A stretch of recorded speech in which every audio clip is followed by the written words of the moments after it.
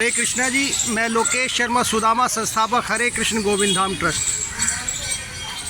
मैं अभी आपको ये विशाल पीपल का वृक्ष इसलिए दिखा रहा हूँ कि हिंदू धर्म के अनुसार, सनातन धर्म के अनुसार हम पीपल वृक्ष को ब्रह्मा विष्णु महेश समस्त देवी देवताओं का स्थान मानते हैं और इनकी पूजा पाठ भक्ति इसलिए करते हैं कि लक्ष्मी जी हम पे प्रसन्न हो। माना जाता है कि लक्ष्मी जी, ब्रह्मा विष्णु महेश जी पीपल वृक्ष में साक्षात विराजमान हैं। लेकिन जिन्हें हम अपने धर्म के सबसे बड़े ब्रह्मा विष्णु महेश माता लक्ष्मी जी को मानते हैं, उन्हीं के स्थान पे हमारे द्वारा कितनी गंदगी फैलाई गई है।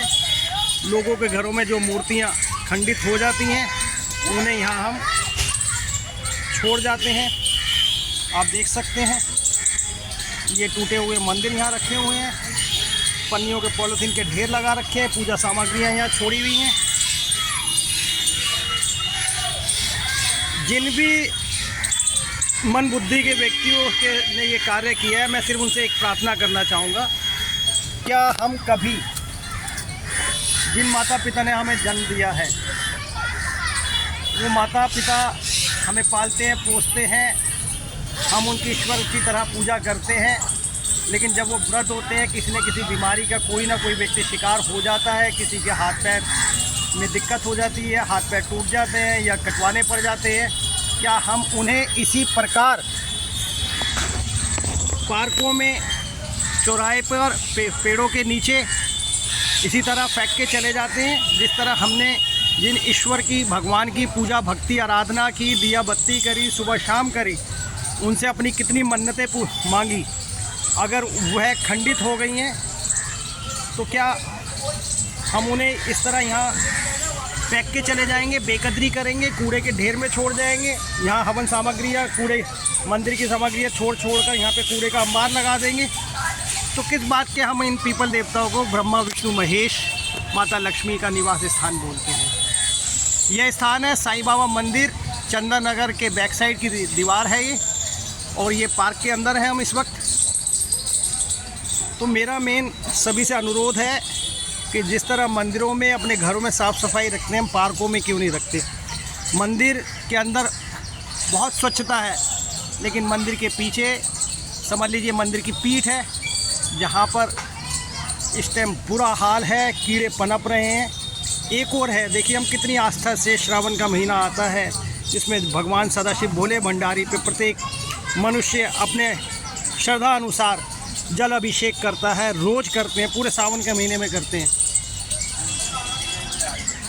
और बड़ी बड़ी कावड़ लेके आते हैं, गंगा जी पे जाते हैं, वहाँ से जल लेके आते हैं और भगवान भोलेनाथ को अर्पित करते हैं। लेकिन हम जो जल, यहाँ मंदिर की दीवार के पीछे सदाशिव भोले भंडारी का स्थान है, पूरा परिवार विराजमान है, जो जल चढ़ाते हैं, उस जल बहकर इन पाइपों के जरिए निकासी बना रखी है नाली की, लेकिन ये सब टूटी हुई है, ये देखिए।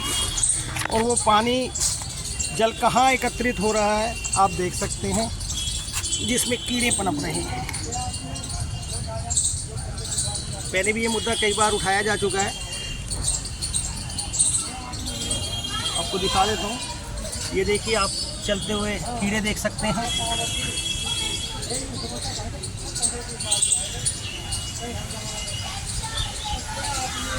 मेरा साईं बाबा मंदिर समिति से अनुरोध है कि पहले भी मेरे द्वारा एक बार बात की गई, उसके बाद लक्की स्टूडियो, लक्की जी के बड़े भाई राजेश मेहता जी ने भी अभी कुछ दिनों पहले एक वीडियो बनाई, लेकिन उसके बाद भी कोई कार्रवाई नहीं हुई। आप देखें कितनी भयंकर तरीके से कीड़े पनप रहे हैं, गंदगी का बेहाल है, बरसात का मौसम है, डेंगू मलेरिया बुरी तरह फैलेगा और ये पूरा क्षेत्र उसकी चपेट में आएगा। मंदिर से, ईश्वर से मेरी कुछ, कोई भी मेरी परेशानी नहीं है, मेरे लिए पूजनीय है, मेरे पिता है, हमारे जन्मदाता हैं, हम सभी के जन्मदाता हैं। लेकिन उन पे जो जल अभिषेक करते हैं हम भोले बाबा पे, और वो जल को थोड़ा सा शिवलिंग से जल लेकर अपने ऊपर भी छिड़कते हैं, अपने घरों में ले जाते हैं, वहाँ छिड़कते हैं, लेकिन जो जल हमने चढ़ा रहे हैं उसका निकासी का स्थान सही ना होकर वो बिल्कुल कीचड़ में, बदबू में तब्दील हो चुका है। कीड़े पनप रहे हैं, बीमारी का शिकार होने का पूरा अंदेशा है। पूरा क्षेत्र बीमारियों की चपेट में आ सकता है। मैं इसलिए सर्वप्रथम तो मेरे एक मित्र हैं पंडित विनय जोशी जी, और एक मेरे बड़े भाई हैं गीता कॉलोनी में विजय गिलोत्रा जी। दोनों ही मेरे भाई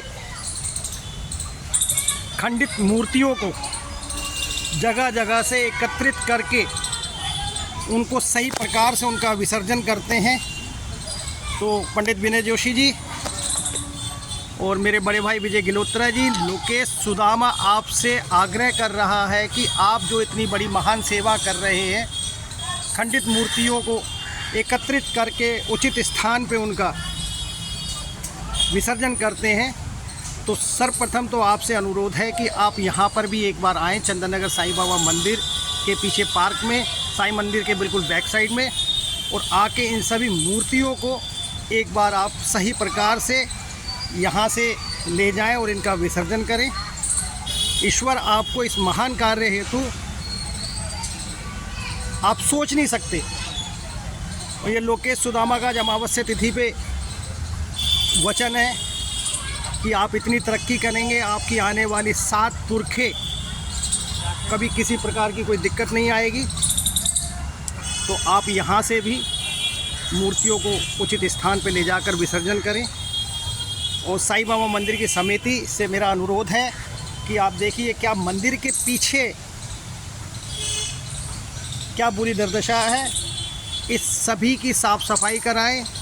और हमारे माननीय निगम पार्षद श्री राजू साई सचदेवा जी से मिलकर मदद की गुहार लगाएं। एमसीडी से एक बार परमिशन लेके उन्हें एप्लीकेशन देके या तो यहाँ की सफाई कराएं और पानी की निकासी का उचित प्रबंध करें।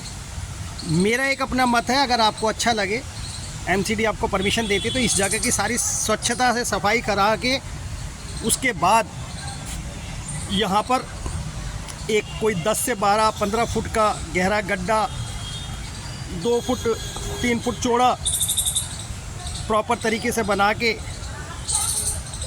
ऊपर की कुछ दीवार चारों तरफ की जो बाउंड्री है उसकी अंदर तक से सीमेंटेड कराएं और नीचे से 2 से 3 फुट कच्चा छोड़ें।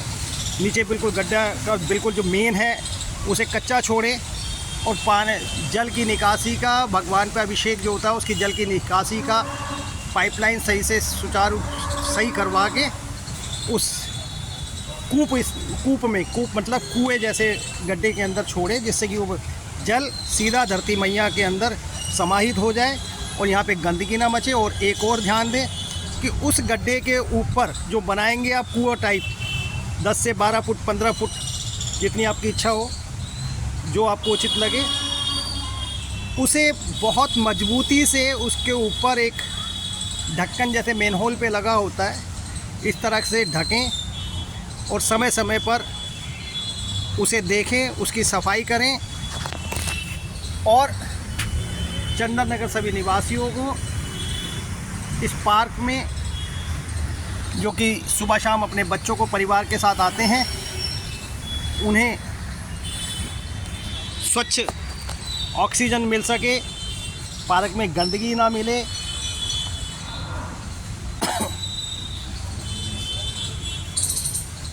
तो सिर्फ अंतिम समय फिर मैं आपसे दोबारा और लास्ट बार प्रार्थना कर रहा हूँ कि इस प्रभु सदाशिव भोले भंडारी पे जो जल अभिषेक हो रहा है उसकी इस तरह से बेकदरी ना करें। अमृत तुल्य जल को धरती माँ में समाहित करने का उचित प्रबंध करें। जय श्री राम, हर हर गंगे, जय सदाशिव भोले भंडारी की जय।